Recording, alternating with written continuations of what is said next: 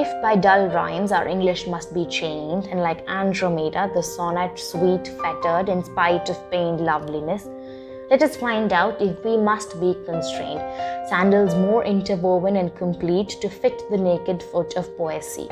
Let us inspect the lyre and weigh the stress of every chord and see what may be gained by ear industrious and attention neat. Misers of sound and syllable, no less than Midas of his coinage, let us be jealous of dead leaves in the bare wreath crown.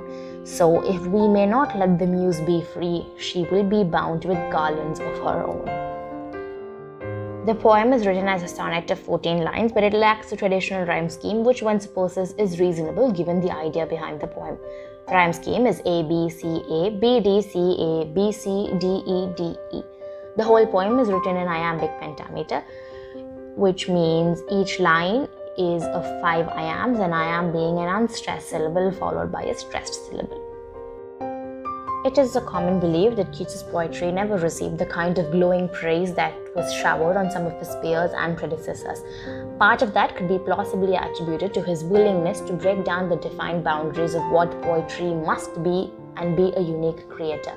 There is no denying that the fixation of critics has continued to be an issue well into the times of contemporary and modern poetry. On the sonnet, written as sonnet itself, challenges predetermined notions, making a case for the freedom to throw the art open and play around with it.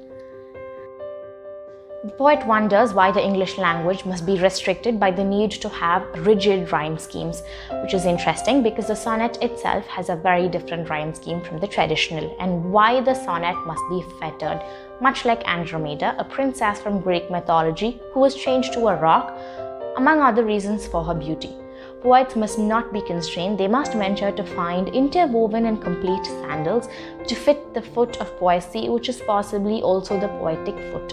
If we were to inspect the lyre and its notes, a musical instrument typically used for oral poetry, the attentive listener would find ways to make it better than what it already is. Poets must be misers of sound and syllable, and no less than King Midas, a Greek mythology reference again, a person who could touch anything he turned to gold, but which prevented him from ever eating or drinking.